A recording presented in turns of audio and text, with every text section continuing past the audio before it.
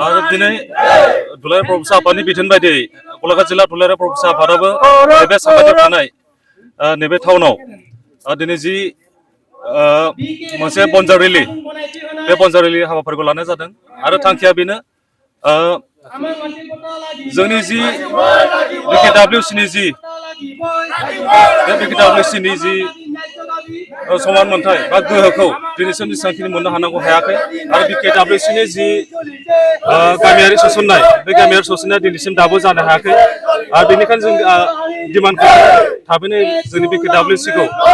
इलेक्सनाव थाबैनो फाथिनानै प्रेजेन्ट खालामनो होनांगौ आरो थाबैनो गामिखौ सोसनना होनांगौ आरो जोंनि जों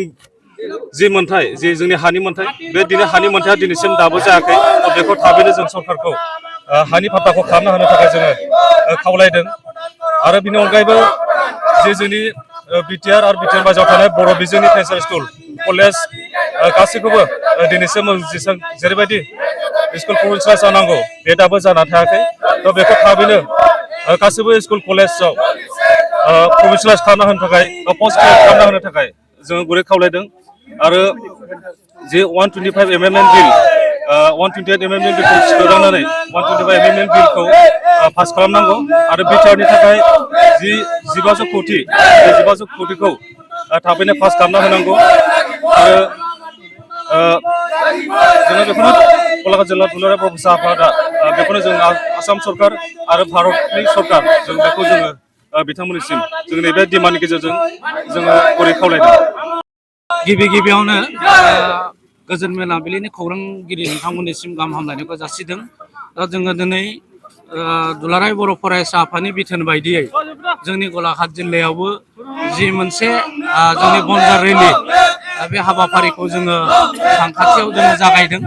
दा बिनि जाहोना जाहैबाय जिहेथु जोङो थांनाय समाव 2020आव जेनोखि बिटिआर एकर्ड जाबाय बिटिआर एकर्डनि मोनफ्रोमबो दफाफोरखौ दासिमबो जों मावफुंनायखौ नुनो मोनाखै बेनि थाखाय जेन' आसाम सरकारा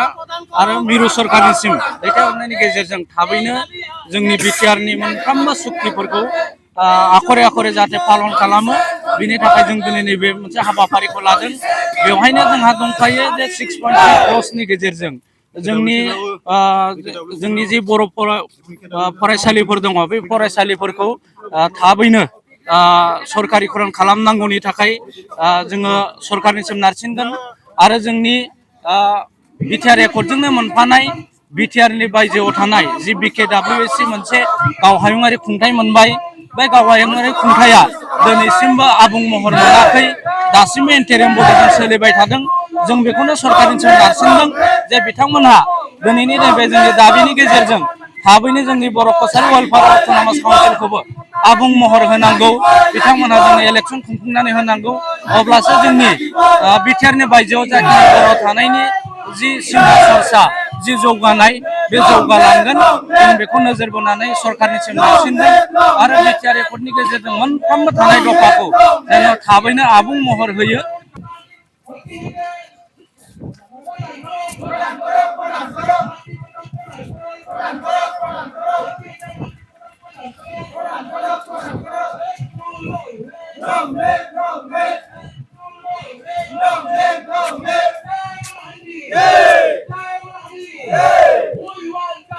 Justice! We want justice! We want justice!